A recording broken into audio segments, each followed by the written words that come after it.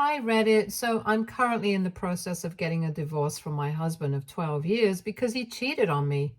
We have been together for almost 16 years, married for 12, and I even raised his daughter with him ever since she was just 5 years old. My soon-to-be ex-husband, David, 46, male, and my soon-to-be ex-stepdaughter, Lauren, 21, female, have been my entire life ever since I, 40 female, started dating him. And when I found out about his affair, I really didn't know what to think. It was awful enough that he had cheated on me. It was even more hurtful for me to find out that Lauren had been helping him all along to cover up his tracks.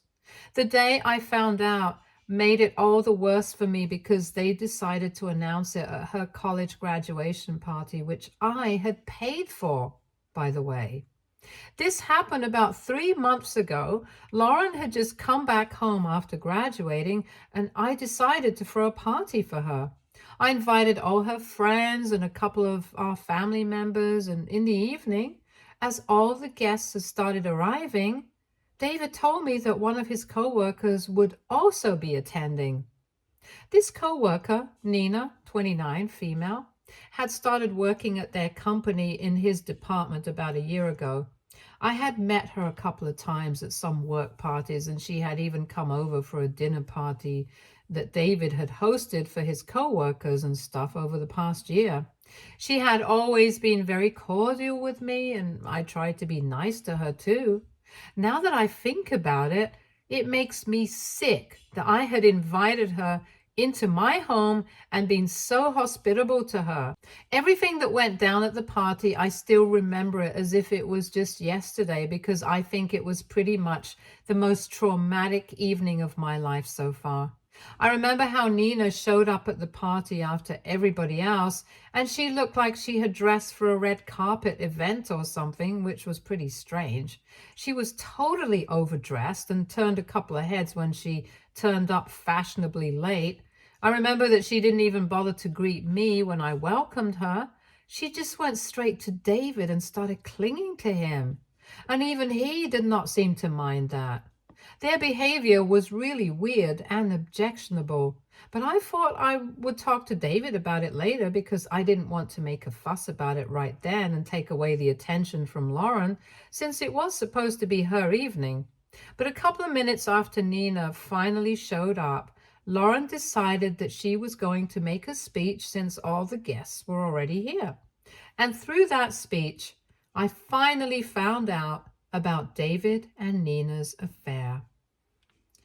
I had already been feeling quite uneasy because of David and Nina, and then Lauren started talking about how grateful she was to her father for everything that he had done for her, how he had single-handedly raised her after her mother had passed away when she was just 2 years old. That made me really upset because as far as I was concerned, David had definitely not raised her single-handedly after I got involved in their lives. Be it financially or emotionally, I had been a huge part of their lives, and I was as good as a mother to Lauren. So it felt awful that she had completely erased that. And I thought that she was going to come later, which is why I got quite hopeful when she started talking about one other person who had always been there for her in the past couple of months. She started talking about this one person who had apparently been there for her at her lowest and had always managed to cheer her up and help her power through even the most stressful phases in the recent past. Against all hopes, I started to think that maybe she would talk about me, even though realistically it couldn't have been me because ever since she had left for college, she had become quite distant from me. Even when she was in high school and going through her teen rebellion phase, we weren't as distant as we are now. But inside of all of that, I thought that she was going to at least try to appreciate me somehow in her speech, since she had totally skipped me while talking about her dad, who had apparently single-handedly raised her. Unfortunately, she then went on to say that this person was as good as her mother because of how strongly they had bonded with each other, and then To everyone's shock, she went to Nina and gave her a huge hug while I just stood there like a fool. It was a total slap in the face for me, and for a couple of seconds, I didn't even know what to say or do. I literally just went blank and froze because I knew that everybody was looking at me since Lauren, my stepdaughter, whom I had basically just considered my own daughter and raised ever since she was just a kid, had just referred to another woman as her mother. After a couple of seconds, I finally realized what had just happened and I couldn't stay there anymore. So I just made a run for it and rushed inside the house. I went up to my room as quickly as I could, locked myself in, and that's when I started crying. Because by then, I had seen and heard enough to make some deductions of my own. I had obviously heard whatever Lauren had to say about whom she looked up to as her mother now, and I had also seen her give Nina that hug. And to top it all off, I had noticed the way that David had been holding Nina's hand all along and standing away from me like he had nothing to do with me. And they were the real family here. I'm obviously not stupid. I had figured out what was going on, and it was just simply humiliating. I even waited for a couple of minutes after I locked myself in my room to have either David or at least Lauren show up to me, but none of that happened. Instead, I was just all by myself for the next hour or so, and I continued to cry. After about an hour, I decided that nobody was coming to talk to me, and I started packing my things because clearly there was something very off-putting going on in this family, and I did not want to be a part of it anymore, especially not after what had happened that evening. When I had packed most of my stuff, I went down to the living room, and David, Lauren, and Nina were all waiting for me there. David and Lauren instantly started berating me about how weirdly I had behaved and how they had to make up for my behavior after I went to my room by serving dinner early and having everyone go home to avoid any further drama or gossip. They told me that my behavior had been really strange and I needed to apologize to all our guests for making them uncomfortable. The fact that they were saying all of this to me right in front of Nina just made me so mad that I decided to tear into them. Even though I had no intention of doing that earlier, I just planned on leaving quietly without a fuss. I called them out on their behavior and I demanded an explanation for what was going on, even though by then I knew what exactly was happening. But I really wanted to hear it from them. So after I confronted them, David finally told me that he had been in a relationship with Nina for the past couple of months and he did not feel anything for me anymore. He could have stopped there, but he chose to tell me that he had lost feelings for me about a year ago when he had first met Nina and become friends with her. And he actually had the audacity to blame me for it by saying that I had turned into a bit of a nag. And without Lauren acting as the buffer between us, he had nothing to distract him from the fact that he simply did not feel any love for me anymore. And the spark was just gone. But he had started feeling that spark again with Nina. And he felt like she was the right woman for him, which is why he had made the decision to leave me. And then he told me that Lauren had known about it right from the beginning of their relationship and she was on board with it too, because she believed that Nina was better for him than me. So that's how I found out that not only had she been on board with it, but she had also helped him come up with ideas to cover up his tracks and stuff so that I wouldn't find out until he was ready to tell me about it. I found that disgusting. And the worst part was that Lauren did not even have the decency to look ashamed when I learned what she had done. She actually looked proud of it and stood hand in hand with Nina after that. I was just amazed at how ungrateful and selfish people could become. So I decided not to waste my breath on them, and I told them I wished them luck with their new family because I was clearly not welcome here anymore. Without saying anything else, I just left, and within a week, I had filed for divorce. Now, naturally, since I had invested so much of my life into this family, I'm not going to let it go easily. And so I have demanded a ton of alimony, and I want to retain the house for myself. In my opinion, the terms are completely fair because they have snatched away a huge chunk of my life that I'm never going to get back. I could have had kids of my own, but I never thought that was necessary because for me, Lauren had always been enough. Never in my life had I ever had to think of a scenario where something like this would happen. It would only be fair to have David compensate me for it because he was the one who was responsible for all of this. And I refused to feel guilty for asking for alimony and the house because in this particular case, I think it's totally fair.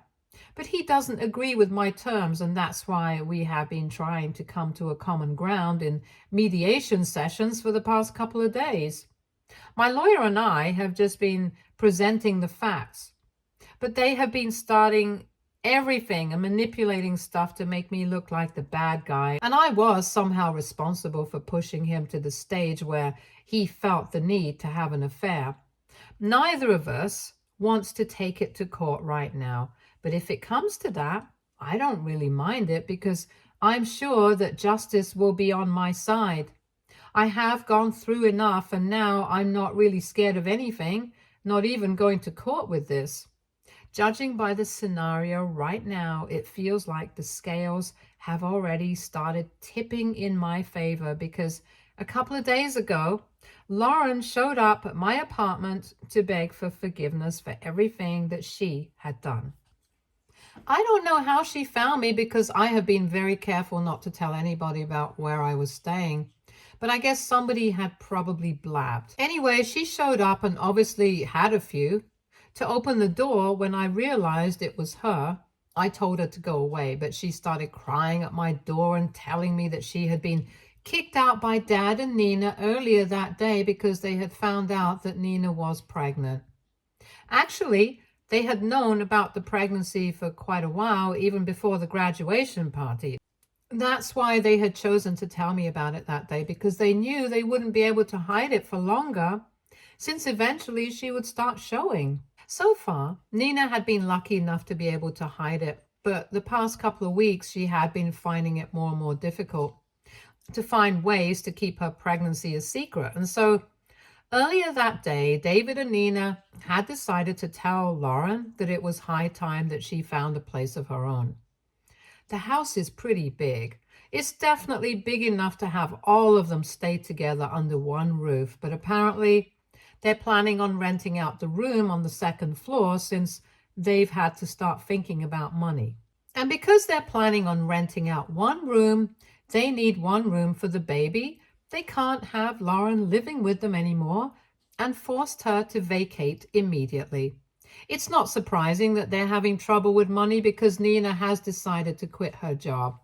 I'm really good friends with one of David's co-workers' wives since we used to meet at parties occasionally, and she told me that the entire office was gossiping about David and Nina's relationship, which is apparently why she had to quit.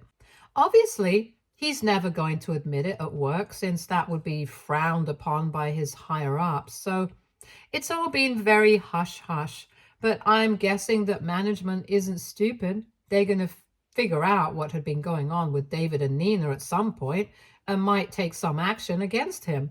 For now, though, he is safe, but I bet his planning took it so that in the future, he doesn't have to go through the disgrace of being fired by the company. And I'm pretty sure that that's why he's planning on putting up a room for rent so he can bring some extra cash home, since I'm pretty sure that his divorce lawyer is also charging a bomb. I've spent the past 16 years of my life with him, so I know how his brain works, and I'm pretty sure that he's going to find it very difficult to maintain this lifestyle if he has to start paying me alimony and also has to give up the house all in one go. So that's all the more reason for me to go for it and make sure that this happens now, because it'll be a very small way to get him to pay for what he did to me. But that's not what this post is about. It's about me and Lauren. So anyway, thanks to her, I was able to discover what's going on with David, but that's obviously not a reason for me to forgive her. And when she had shown up a couple of days back, I heard her out and then immediately told her to leave because I wanted nothing to do with her. She kept begging me to forgive her, and it was really difficult for me to keep the door shut, but I knew I had to do it because if I ended up opening that door, I would end up helping her out, and I had already received my punishment for doing that once. I did not plan on messing up my life once again by getting involved with this family. So I told her to go away and kept telling her. But she just wouldn't listen, and she kept talking about how insensitive her father had been, even after everything that she had done for them. And now she could finally feel what I had felt back when she had betrayed me. And she was really sorry about everything, but she just needed me to help her out this once until she had found a job and was able to afford a place of her own. After a while, I started bluffing and pretended to call the cops, and I guess that scared her, so she left. But it definitely did not scare her enough because yesterday she started texting me from a burner phone, and once again, she started sharing her sob stories about how badly she had been treated by her father and Nina. It was really obvious that she was doing all of this for sympathy, and she only wanted me to forgive her because she needed a place to crash until she was able to afford a place of her own. So I was not falling for it. At one point, she sent me a text saying that David and Nina had said that she needed to move out so they could make space for their actual family, referring to their future kid. By then, I had started feeling really irritable because of her texts, so I decided to respond to them.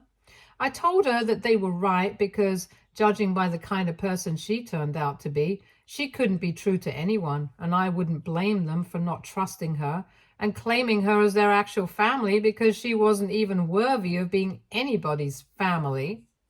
After sending the text, I blocked her because I wasn't interested in receiving any more messages from her, even though I knew that she could just get another number and start bothering me yet again. But now I'm being accused of being way too harsh on her, and that's why she's nowhere to be found. Apparently, she had been staying with a friend of hers so far, but last night she went out for a walk to clear her head because she was really upset about my text, but then she did not come back. Her phone is turned off and she hasn't responded to any messages anyway. So nobody has any idea where she is. Her friend, whom she had been staying with, got worried and called up David this morning, after which he decided to call me and put me on blast for saying what I did. He told me that I had no right to say that to his daughter, completely overlooking the fact that she had been the one to contact me first, and the only reason that she had to resort to that was that he was the one who had kicked her out to make space for his so-called new family. So we got into a huge fight about this over the phone this morning, and I obviously put him in his place, but now that I think about it, I might have taken things too far, and I feel kind of bad.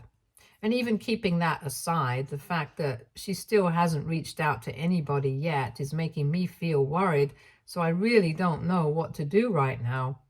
AITA for telling my stepdaughter that she's not worthy of being anybody's family. Update 1. Hi, everybody. And first of all, I just want to take a moment and thank everybody who has responded to this post because the response has been overwhelming. And I really did not think so many people would reach out to me. So really, thanks a lot to everyone who let me know that I was not wrong and for being so supportive of me. And yes, I've decided I don't need to feel guilty about what's going on with David and Lauren because I really don't think that they feel guilty about anything. I don't even think that they're capable of feeling guilt at all. It's really not my business what Lauren does, and I'm pretty sure that she's doing this for attention. I can bet that she will turn back up in a couple of days, and if not, David can just go to the cops without dragging me into this mess because as far as I'm concerned, I have nothing to do with it. She might have left without a word because of my message, but this was something that David had set into motion. by kicking her out. So he has no right to pretend that I'm the bad guy here. I've blocked his other number as well, the one that I had been contacted by, and even if he tries to get in touch with me again, I'm just going to keep blocking him. Update 2. It's been 2 days since my last update, and they finally found Lauren. She hadn't even gone missing or anything. She just went to stay with a friend of hers who lives in the suburbs and stopped responding to phone calls from people. That's it. There was really no reason to worry. I know this because she contacted me first to tell me that she was really still sorry about everything. She told me that she had taken a couple of days away from everything to think about what I had said to her, since my opinion actually didn't matter to her more than she believed. And she knew that I was right. She knew that she had betrayed me and the way I had been treated. Nobody deserves to be treated like that after everything that they had done for her family. So she apologized quite a few times in the message that she sent me. She also gave me an explanation for why she had behaved that way and why she had decided to side with Nina over me, even though she barely knew that woman and had known me for, well, pretty much her entire life. So apparently David had promised her that he would fund her lifestyle for the next couple of years and would just give her whatever she wanted, which obviously sounded very appealing to a college student.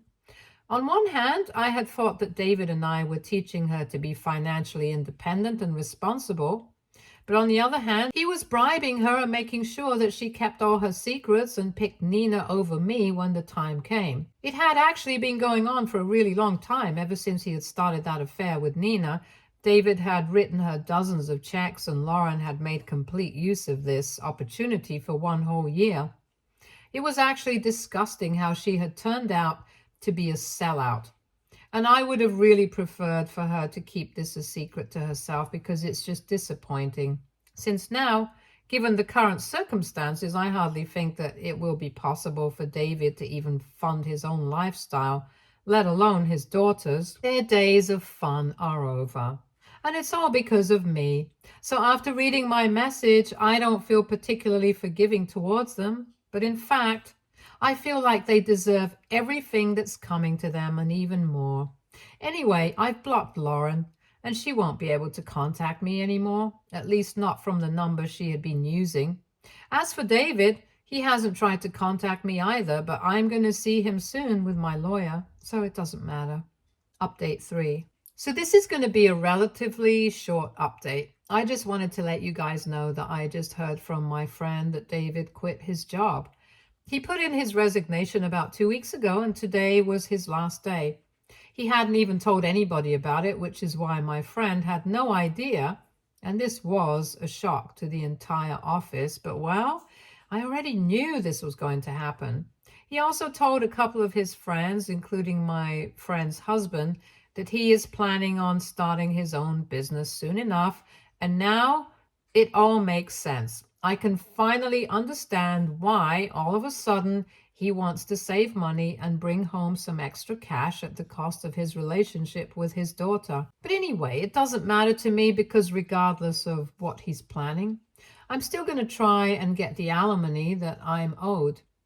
I just hope that he doesn't try anything funny at the mediation sessions due to these sudden changes. So far, he's been pushing so that he can buy himself some extra time, and has been saying that he's dealing with Nina's pregnancy and stuff, so he can't devote as much time as I can.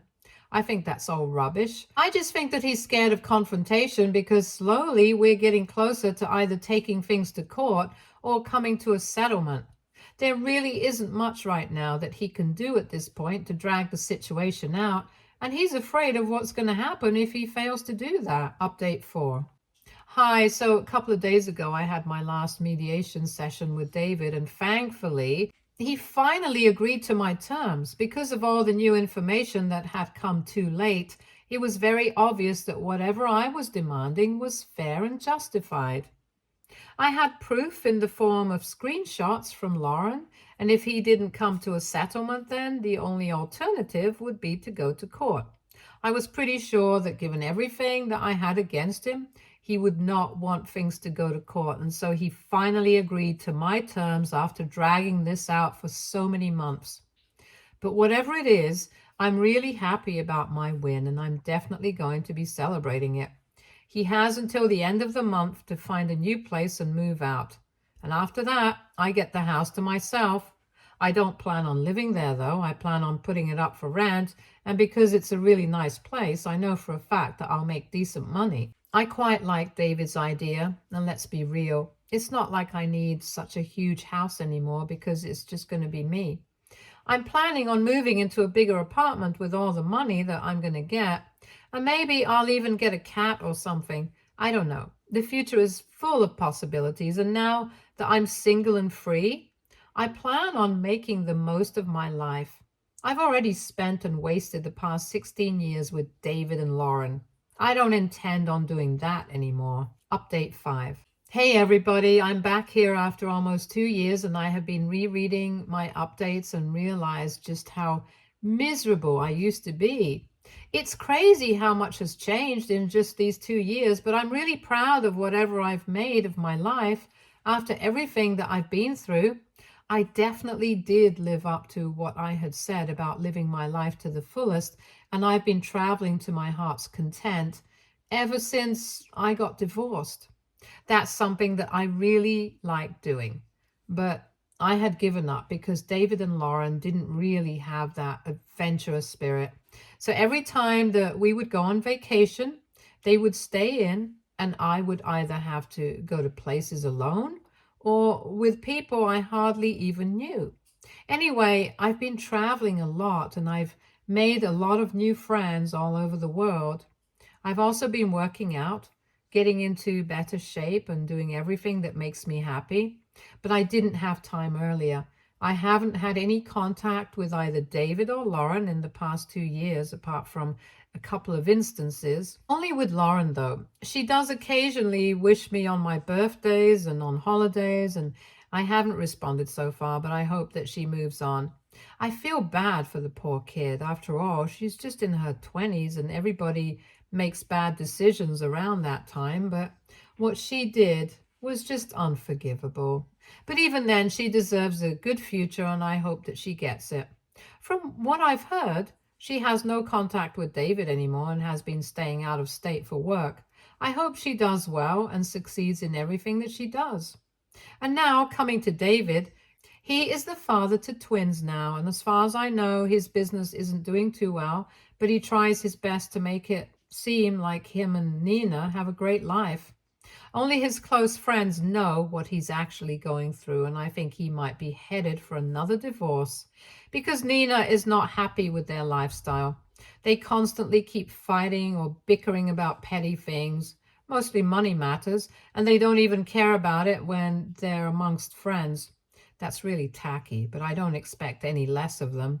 My friend sometimes gossips about them with me because I've kept in touch with her, and it's all very entertaining to hear. But honestly, it just brings me so much peace to know that he's suffering for everything that he did. And maybe someday I'll be able to forgive him and ignore his existence.